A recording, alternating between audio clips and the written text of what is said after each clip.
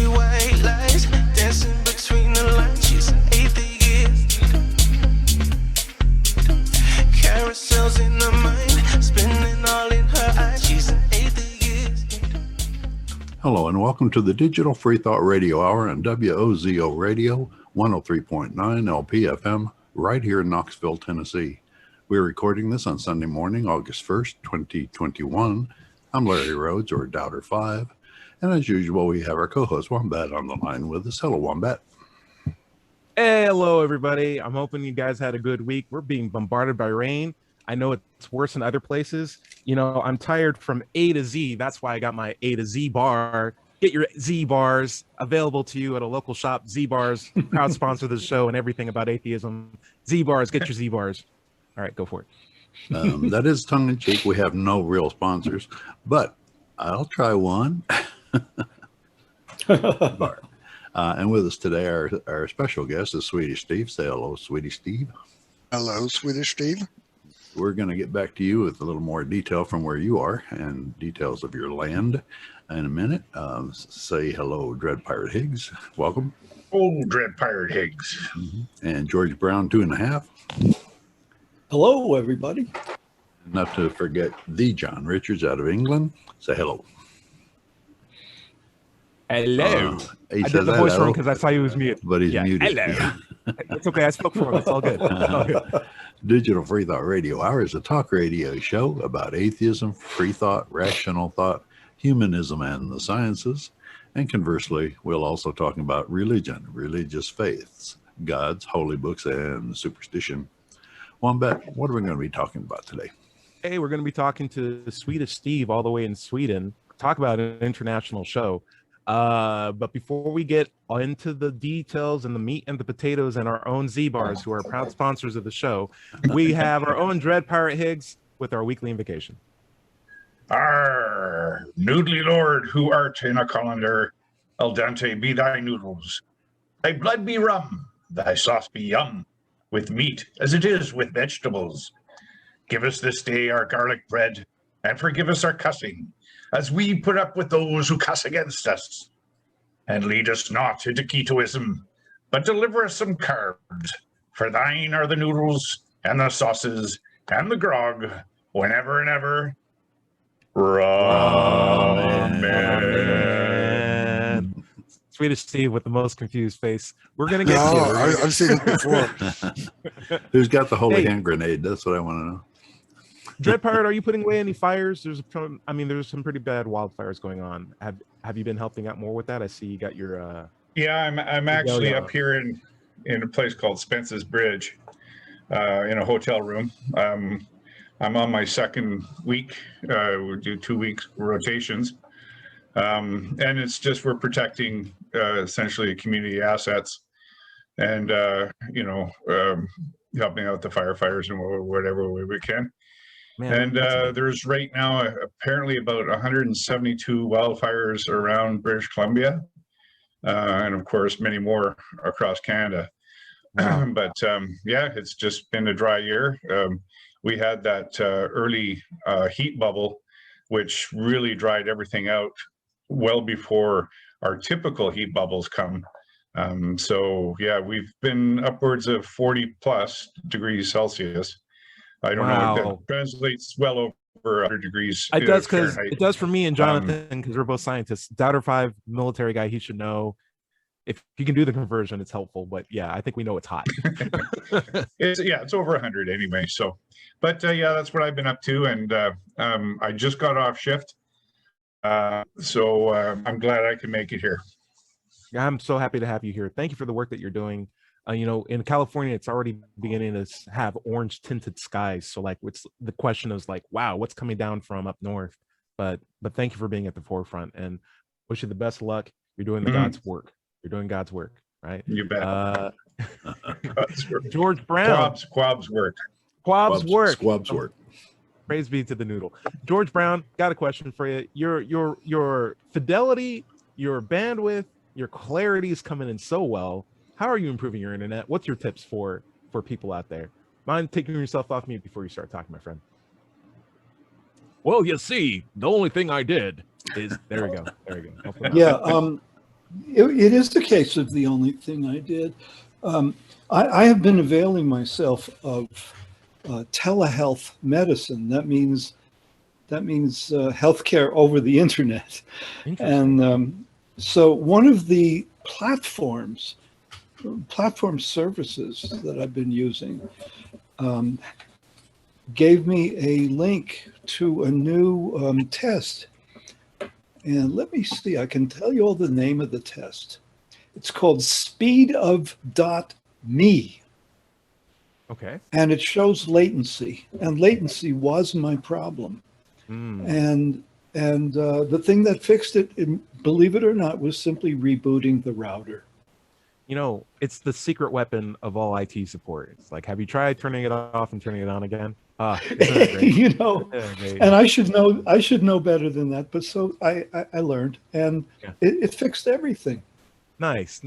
It's a code green. You know, it's funny. I love how even computers need a little nap to just get restarted. It just clues you into like the minds that made them. If anything. John Richards, it's good to see you. How you been?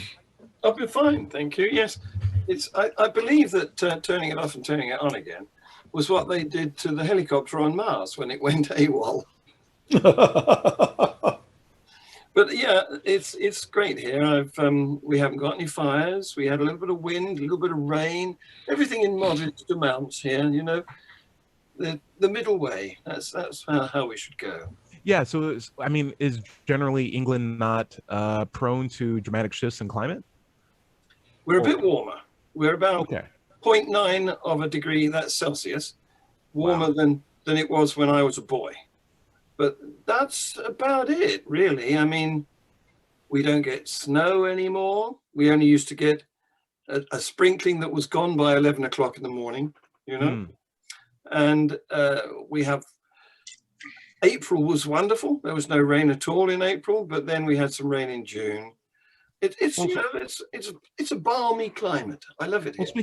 Speaking of weather, you've had to weather some new guests on your show, right? Tell me about how that's been going so far. Well, I've been all over the internet. I had I make my Global Atheist News annual weekly show. Yeah. Which is, both of these shows are on my Freethought Productions YouTube channel. Yep. And the other one is Freethought Hour. And my guest this week, this is where I interview somebody and we have a chat.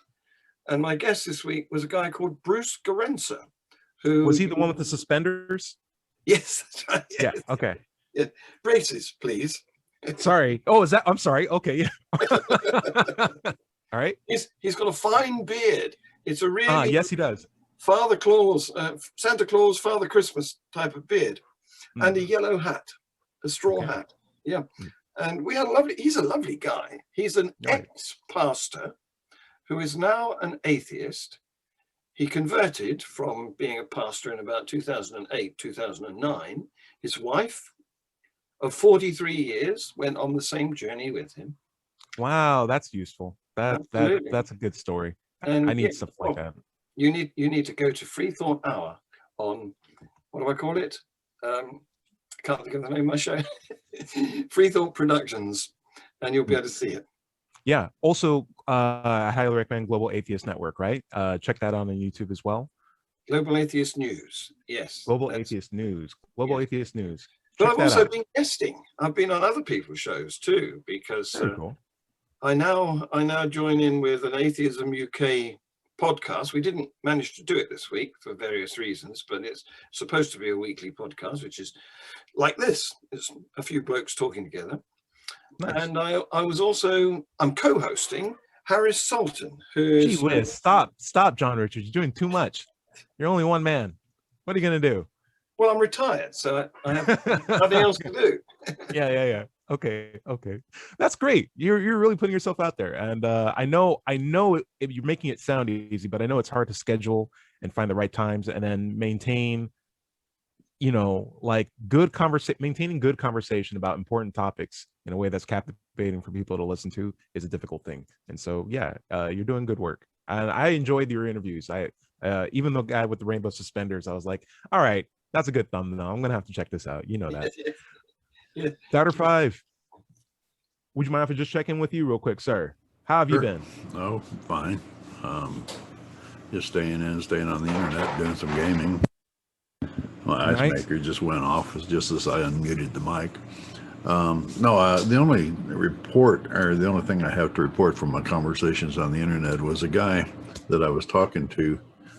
I mean, I really wasn't just talking to him. I just commented on the line on Facebook, and he saw I was an atheist. My answer was an atheist, and came back and said, and I quote, "Your answers are thieves and liars who cause mass genocide." Where did that come from? Just because I'm an atheist? My ancestors were Christian. I don't know what he's talking about. But maybe he knew something I didn't. I don't know. But that's the kind of thing. He was from like Virginia, so Bible Belt. Yeah, there's a lot of fallacies in there. Yeah. But you have actually made some good contacts that you've been gaming with recently, right? Mm-hmm. Would you like one to of do them's the with intro? us today? Yeah. Swedish Steve. You and I met on Eve online playing games. Yep. Yeah. And we got to be friends, and we wanted to ask you a few questions on the show, if you don't mind. Thank you for coming, first of all. But we had a believer online saying that most countries were religious, and we reminded him that there were some that were pretty much atheist countries, and we mentioned Scandinavian. And he came back and said, no, we're looking at statistics from the CIA government website. Said that like 65% of Swedish and other countries in that area were actually believers. You live there. Can you address that for us? Also, talk about yourself for a little please. bit. Yeah. Tell us a little Swedish bit about yourself first. Because you only said so far. Right. Yeah. Who are you? What are you about? What's your life story? Tell us 30 seconds. My life story. Yeah, 27 seconds. Oh, I'm Swedish. We don't like those questions. True. It's very true. Well, at the moment, I live in the woods, but I'm a resource teacher on a small school. Nice. I've never been a Christian or never been part of it in any way. It's not a big thing. My wife had, a weak moment when she was 13, 14, when she went to school, church a lot, but She outgrew it. What? She outgrew it. Yeah, quickly. Yeah, there's and feel free to correct me if I overstep, Swedish Steve, because you are the Swedish expert here. But when I was over there, tends to be two kinds of religious people: the ones that absolutely take it very seriously, very literally, and then the ones who are apathetically religious, or just like, yeah, eat the cracker. Just come on, guys. We got somewhere else to go. Yeah, it's more like let's be a little Christian so the church will pay for our funeral. Right. It's hard to find a Swedish person that says, I believe in God. It is very difficult to find a staunch religious Swedish person. There is. Oh, John, go ahead. I wanted to ask Steve, what's the Constitution say? Are you secular? Yeah, we're secular. Good. We made it public 1st January 2000, but it's been like that since most of the 90s. George, you got more comment? What's up? Yes, I have a question. What is the prevailing religion in Sweden? Is it the same as the rest of Scandinavia, or is it different? And how did they feel about the country going secular? I would say it's not much of a discussion. It's more natural to just be secular, and they can have their little, parties somewhere. We don't mind them as much. And they don't really care about us. Yeah. It's So a are they really, Lutherans? it's a really ambiguous form of Christianity. Just like, yeah, there's a state church, and sometimes I go there on Easter or I'll go there for Midsummer, and it's really nice singing. We got books. Yeah. But So we is it Lutheran or is it something else? it's Lutheran. Yeah. It's Protestant-ish. Yeah. Yes. Yeah. Hey, Larry, what do you got? I was just wondering, do you face any kind of evangelizing or proselytization there at all? Just the Mormons from you. Oh, really? Yeah. Do they come to your door periodically? Yeah, Dude, yeah. Sweden is a Mormon heaven for Mormons. They're like, oh my gosh, look at these people. Perfect. So many Like get a virgin territory, huh? Yeah, it's just like, look at all these blonde, blue-eyed guys just waiting for the discovery of the truth. Yeah, it's perfect for them. I did want to ask this. Are there so one of my favorite things about Sweden is metal music. And I'm going to get to the point. Trust me, guys. I feel in my head, it comes right off the vine when you go to listen to like Swedish metal. But there are bands, I would say this, there are bands in Sweden that take it to the next level in terms of displaying and showmanship. And there's a band that dresses up like a whole entire Catholic church. Are you familiar with them? Yeah, Ghost. Yes. Ghost. Yeah. And all of their so in America, when we do death metal, you might be familiar with like the guttural kind of gibberish sound. It's like that in Sweden is an actual language. Like, and when Swedish people do it, like they're actually speaking the language. We're just gonna imitate the sound when we do our death metal impressions. So like when Ghost is singing, it's like, what's he saying? It's like, oh, these are the hymnals. Oh, no. Psalms 111. It's like, that's what he's singing. It's like, that is the most hardcore thing I've ever heard of ever. That's so awesome. Yeah, but Ours, Ghost is really like level 1. He's not even burning churches or stuff like that. Right. In his videos, I hope. No. He's very. I like the way there's different levels of metal. So you can imagine that, there's lead and then there's iron. Somebody like Status Quo, they're just aluminium. Yeah. Aluminium. I love it. Okay. Hey, so Dread Pirate and Swedish, you're both basically, and John Richards. Wow, we have such an international cast. It's like even now. It's crazy. 3 Tennessees and 3. Okay, so the original question I was going to ask was, have you had the opportunity to go to anywhere else outside of America, Swedish Steve, and got an impression of the culture contrast when you step outside of Sweden and you're like, wow, there's perhaps a more permeating sense of religion around here than I am when I go back to my home country? Yeah. Where'd you go? I can say Russia, crazy religious. Austin, Texas. Really? Wow. Austin, Texas. Yeah. In comparison between the two, yes, that is true. We consider Austin sort of like the mecca of non-religious Texans, but yeah, compared to Sweden. Yeah, I know, but still, they seem like all this country, like gods. Yeah, it's just, it feels weird for me as a Swede to. Oh, every street corner has a church on it. Just about. And every property has a flag on it. Yeah. Christian nationalism. You don't have flags on your properties in Sweden, Steve? If we have flags on properties. Do you Like have? houses. Does everybody have a flag of Sweden in the garden? No. We don't like most of the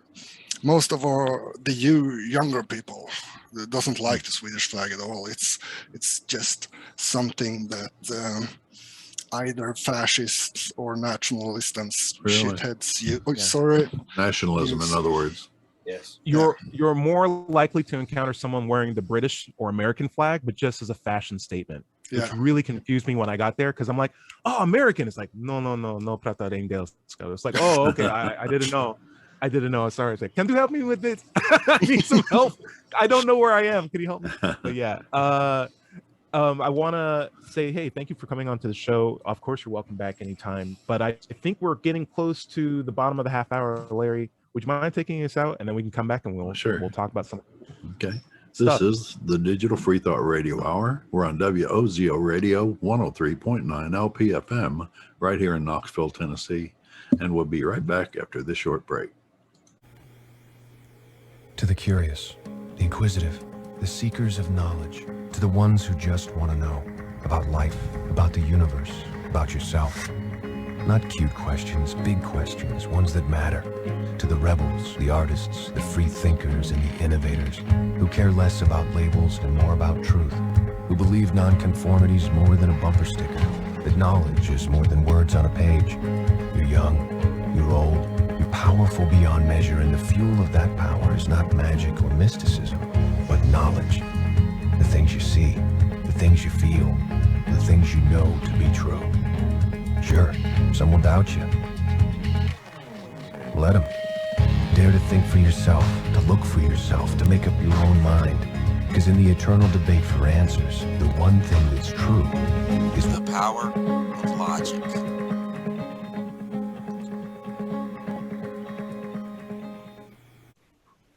Welcome back to the second half of the Digital Freethought Radio Hour. I'm Dr. 5, and we're on WOZO Radio 103.9 LPFM here in Knoxville, Tennessee. Again, today is Sunday, August 1st, 2021. Now let's talk about the Atheist Society of Knoxville, or ASK. Founded in 2002, we're in our 19th year. ASK has over 1,000 members, and we have weekly Zoom meetings during COVID, but we are again meeting in person at Barley's Tap Room and Pizzeria in Knoxville's Old City every week, Tuesday evening from about 5:30 to 8. We'll be out on the patio and hope to see you there. You can find us on Facebook or meetup.com or knoxvilleatheist.org, or just Google Knoxville Atheist. It's just that simple. By the way, if you don't live in Knoxville, you should still go to Meetup and search for an atheist group in your town. Don't find one? Start one. Start one. Right. Wombat, where do we want to pick up? So I wanted to just highlight, we have a real international cast today. We have representatives from England, from Sweden, from Canada, and 3 people from Tennessee. It's not bad. We got basically the A to Z to the world. And what else is better than A to Z than a Z bar? Get your atheist support. They represent everything that we say in the show. So make sure you get a Z bar at your local place. Get a Z bar. Is that anything like rebar? Who knows? Who knows? Chocolate chip Z bar is my favorite. Anyway, Dread Pirate Higgs. I ought to point out that correctly, that's a Z bar. It's a Z bar. Z bar. A to Z. Dread Pirate. George loved that joke. You want to introduce the topic for the second half of the show? Myself? Yeah, sure. Yeah. So just during the break, I wanted to talk about how media has really recently made death quite the spectacle, and that people are indulging themselves in grief. Recently, of course, there was the discovery of unmarked Indigenous graves at residential schools right across Canada. And while we can certainly all appreciate the gravity of that situation, it was known. I mean, people knew this was going on for 30 years. Just the fact that, it has now become a media spectacle is as embarrassing to Canada as the whole residential school system to start with. I mean, this has been in place for a good long time. Could you tell us when that 30-year period was, just to put it in historical perspective? Yeah, well, I think it started in the 60s and moved into the 70s, and it may be long. I mean, I haven't delved into it too much, but I think the last school was just not even 10 years ago. Wow. The last one that closed, I think, was not very long ago. Thank you. But like I say, I mean, people knew that this was going on, and certainly the Catholic Church and other churches have been sanctioned by the federal government to do that. So, sorry, I didn't want to interrupt. A couple other comments there. Yeah, John, what did you want to this is a little bit of a rabbit hole compared to the main thrust of the subject, but yes, yeah, I think they discontinued shipping the natives. What is the name? They're the give me the name of the Canadian. Is it? No, it's not Iroquois, is it? But no, that's America. well, no, there's just all kinds of indigenous populations. Indigenous. I'll use the word indigenous. In BC alone, there's probably the better part of 50 different nations, right? So yes, I'll use the word indigenous. Thanks for that. Yes, yeah. But I think they stopped actually grabbing the children and putting them into these residential schools in the mid-70s. So there are people who are still alive who are part of that generation. It's yeah. But I think the last one closed. It wasn't very long ago, just a matter of years ago. But like you say, John, it's kind of pulling away from the main subject I was trying to present. Yes. Like I take a long drive, a 5.5 hour drive between and the big city of Vancouver along highway. And what I see increasingly is the number of crosses that are being erected on the roadsides to mark where somebody's had an accident or a fatality. And these things are getting more and more elaborate as people, I guess, enshrine their grief to the level that they can afford it. And so it's now becoming a continuous cemetery. And this is what I mean by death as spectacle or grief as spectacle, is that we all suffer loss, every one of us. And that, there's got to be sort of a point at which we say,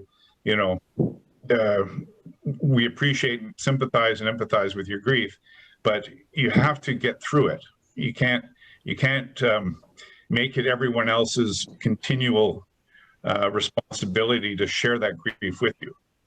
Does that make any sense? Drev, could I just add some little color to that? It's not so much get over it and move on. It's more of like, what's the healthiest way that we can actually come to terms with the loss that you suffered, and is a public display of religious icona the best way to do it for everybody? Or maybe we can seek better therapy, maybe we can have some better understanding, maybe a conversation's needed, and there might be better avenues to actually resolve this sense of loss that you have than iconography that might be not only potentially used by media to aggravate something that may not necessarily be the intentions of the departed, but actually could be used to further propagate an agenda that nobody wants to subscribe to, just because it appears that with the icons that we're using, we are cheering for a particular team. Yeah. George, did you want to feed on that? Yeah, I actually. Yeah, I mean, exactly.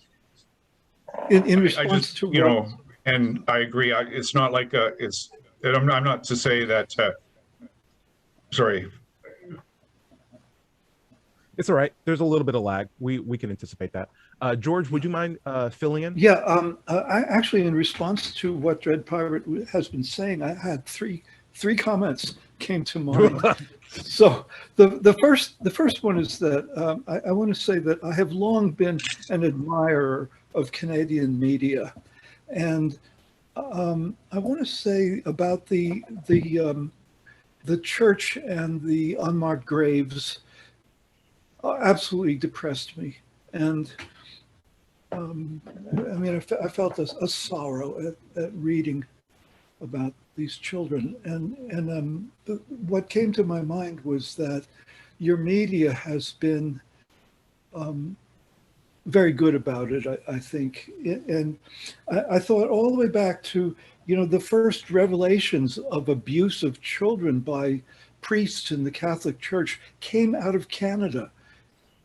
It was in Nova Scotia in particular, where the media got onto it. and I don't know how, I'm going back to the 1990s, I think. So the other thing is that I have lived in urban areas almost all my life, or most of my life. And death as a spectacle, as you're talking about it, Dread Pirate, has not been a part of the urban landscape. I only discovered this when I made a visit to Montana, which is very close to where you live, finding crosses on the highway. And I had to ask, what is that all about? When it was explained to me for the first time in my life. And this of course, marks the spot where there has been a fatal car accident. In the cities, we just don't have that tradition. And I thought, why is that? And part of this is that people are simply, like in New York, where I grew up, they're just walking to the subway. There is no highway, you know. People aren't driving. They don't have highway accidents like this. And for some reason, it's not an urban phenomenon that I'm aware of, but it has become that. And I think within the Black community, in response to, let's say, a killing of a person by a cop, will be memorialized by a bunch of flowers in the location. Sure, I'd say that's similar. You know, so in the cities we have that. Just recently, though. I'm done. Would you mind if I throw a question up out to John before we continue, Dread? Sure. Is that cool? So, John, what do you got? I saw your comment. Well, it's a cultural change that's happened during my lifetime in this part of the world, because we used to be very private about our deceases. And as children, we didn't get taken to funerals even. It was just a thing that adults did. They went along, it was all very quietly done. They came back and we got on with our lives. But then in 1998, Princess Diana died. And there was a sort of national outpouring of grief.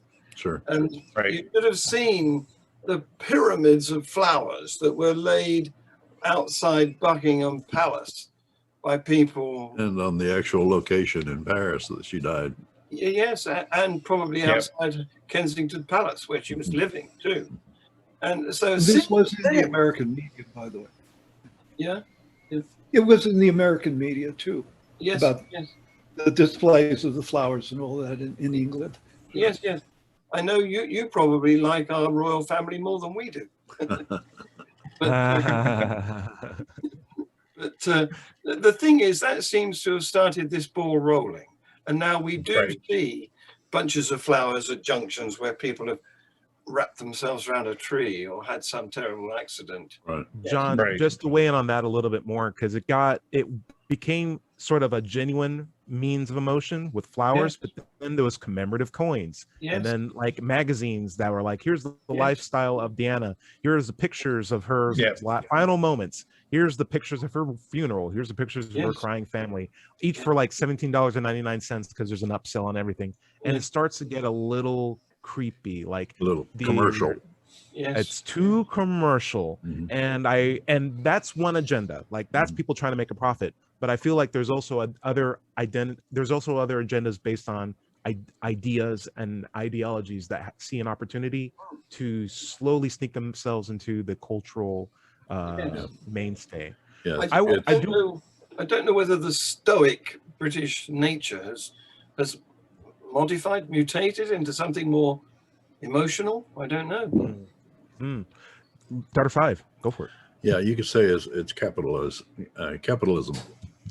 And since we have a guest who's not from a capitalistic country, maybe we should ask Tim. Swedish Steve. Swedish Steve. You live in a socialist / communist country, don't you? Now I say that way because it means in different America, things than in America. In America, you say socialism and they think communism. So what can you tell us a little bit about the socialism in your country? What do you think? Antifa is socialist, so. Yeah. So how we deal with death? Yeah, how do you guys deal with death in general? Very differently, but the typical Swede, will not be very public about it. Is there a King Carl a Memorial Day? Yeah, nobody cares about those. We have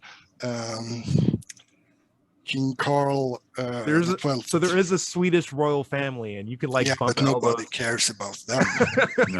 Like, they are just a joke. Well, you didn't get out the guillotines for him. That's one thing. That's an improvement. No, but there are emotion that he should be. The royal family should be under the historical department of the Swedish government. Oh, really? Interesting. Yeah. When there is a sudden loss in Sweden, what would be the typical assurances given by the media, or would there be displays? What does that look like culturally over there? It depends on if the media catch it up. It's because it's a slow news day. I mean, we lost some. I think she was a princess or something, but it was the same time as the Black Lives Matter riots. So they didn't write about it. Wow. But I have to say about this, that this grieving outwardly and making profit of it, it's all boiled down to social media. Yeah. In my opinion. I see it as an opportunity for somebody to get either more likes, more money, or more attention. Yeah. John, what do you got? Well, if you go to other countries like Ghana, for example, they make a really big meal out of a death. In fact, relatives can come and live with you as you're the ancestor of the deceased, in order to help you grieve.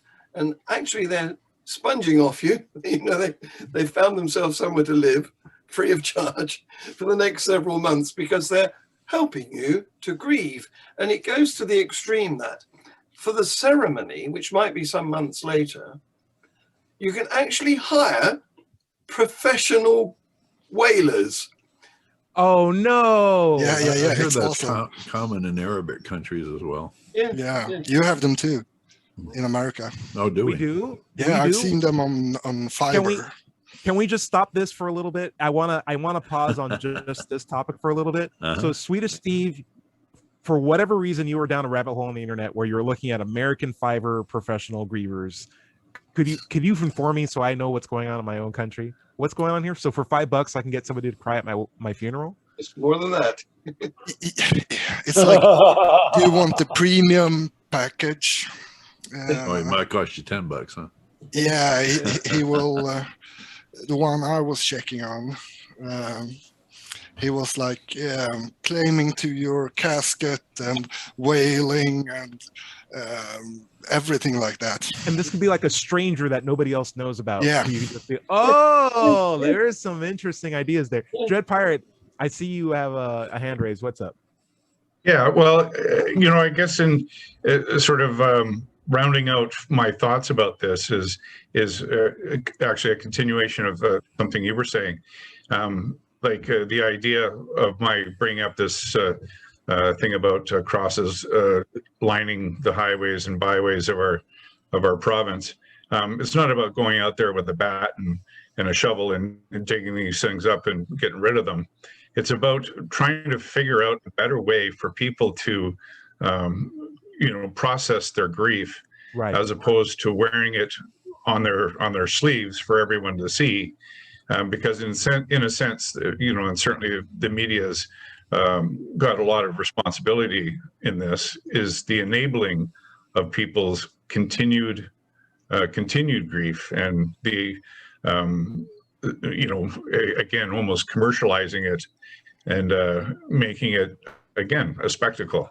I'm also gonna Dred, I'm also going to throw this out too. I know it's nothing that you're not saying, but you want to say, but like if this was a Pastafarian that died on the side of the road, there's no chance that there's going to be a picket of the flying spaghetti monster that will be tolerated by people on the side of the road. They're going to be like, take that down, keep the crosses up. But no, my religious icons are up, but everyone else's aren't. And so that because we know you don't see anything. Yeah, you don't see any Muslim iconography or Buddhist iconography, but certainly or Wiccans.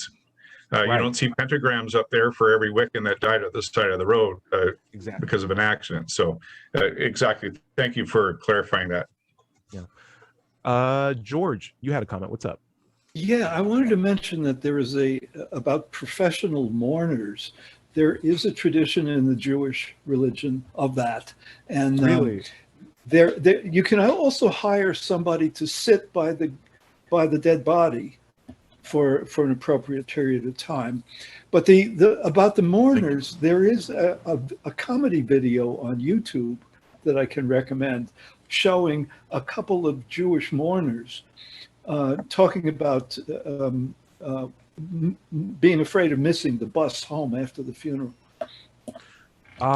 Hey, listen, you guys, we have 7 minutes left in the show, and I would be very embarrassed if I didn't subject Swedish Steve to the same questions that I applied to Isaiah when he came on, and we knew he was a Christian. So I do want to throw this out to Swedish Steve. You had mentioned that you're an atheist. Would you mind telling me why you're an atheist? And maybe we can just touch on that. Why are you an atheist? Was the idea of ignoring the world is not a possibility for me.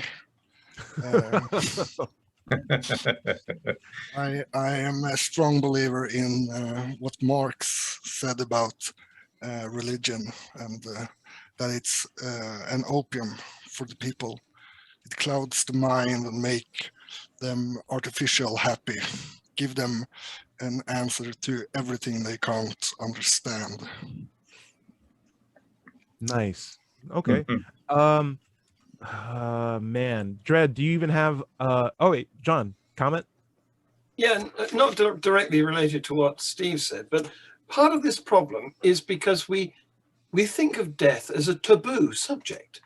We're not prepared to talk about it prior to it happening. We're not prepared to believe that it's going to happen to us, you know. And really, that's psychologically very bad. We should actually accept this is a fact and prepare ourselves for it, and prepare the family and the friends, and you know, come to terms with it. I like it. Round table. What's the best way to grieve in a situation like that? I just recently lost a family member to COVID, and it was one of my aunts. And maybe we can talk more about that later on a future show. But we are taking our time to process it privately within the family to give respect, as we just have the logistics of how we distribute, you know, her belongings, and like making sure her family's okay and her sons and daughters are all right.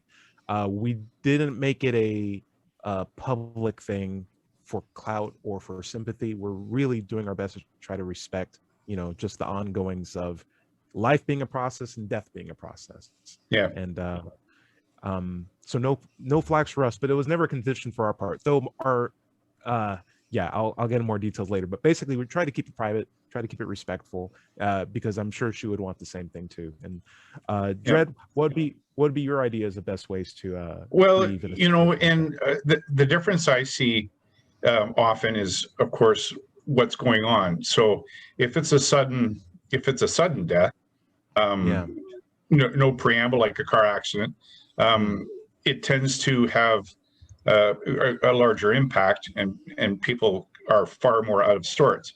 My mom, on the other hand, she's got Alzheimer's, and it's a slow, gradual decline, where in fact, the mourning process has already, or the grieving process has already started for me, because, you know, I see that my mom is declining and that eventually she'll be gone. So in a sense, I'm being prepared for that just in my relationship with her. So again, it's about having tools to deal with these emotional crises that we should be better equipped with in order to deal with it in either circumstance, whether it's sudden or gradual.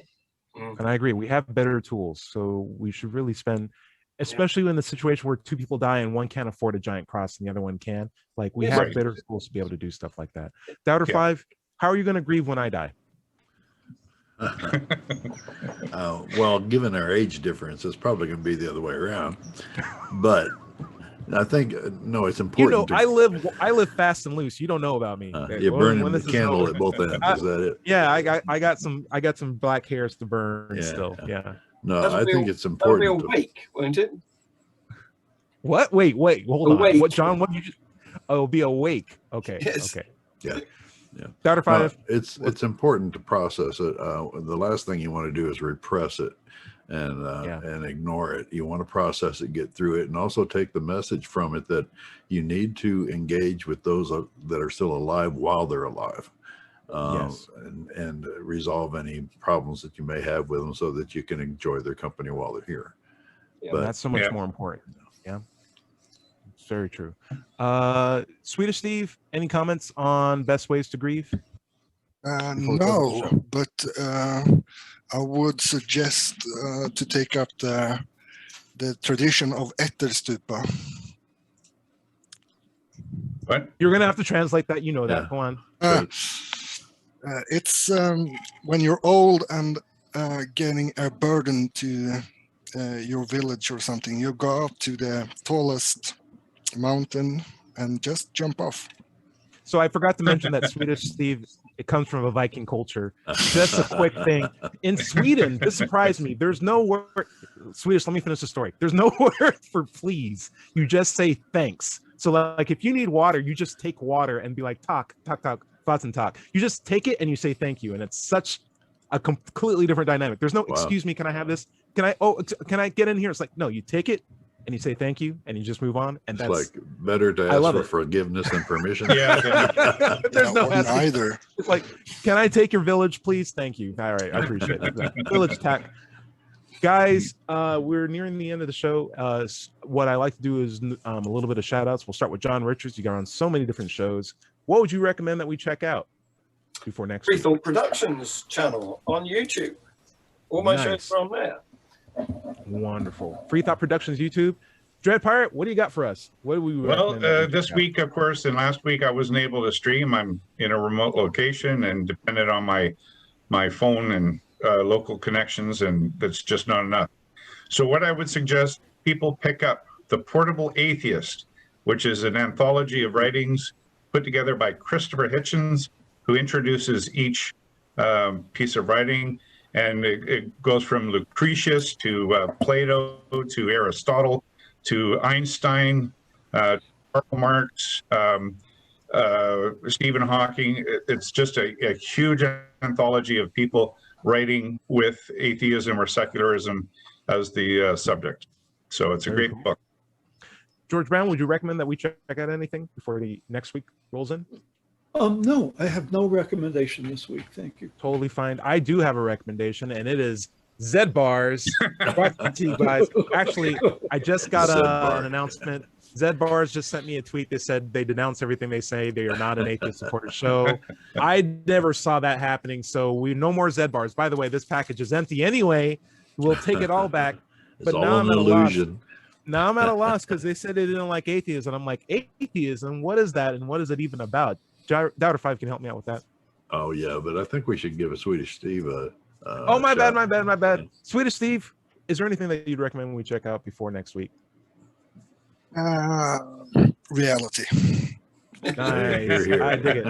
And in my reality, I don't know what atheism is and what it's all about. Doubter 5 can help me out. Yeah, I happen to have a book that addresses that directly. It's Atheism, What's It All About? It's available on Amazon. It basically is a book of counter to religious apologetics. So if you need something for your atheism arsenal for arguments and stuff, I would check that book out. Also, just go to digitalfreethought.com/blog, which is my blog, which basically you can read the entire book and the articles that I have listed on the blog. So just go check that out. That part is free. Also have a YouTube channel. Search for Doubter5 or Larry Rhodes. And if you have any questions for our show, you can send them to AskAnAtheist@KnoxvilleAtheists.org, and we'll answer them on future shows. If you are having trouble leaving religious beliefs behind, you can get help at recoveringfromreligion.org. If you're watching this on YouTube, be sure to like and subscribe. This has been the Digital Freethought Radio Hour. Remember, everybody is going to somebody else's hell. The time to worry about it is when they prove that heavens and hells and souls are real. Until then, don't sweat it. Enjoy your life, and we will see you next week. Say bye, everybody. Bye, everybody. Bye, everybody.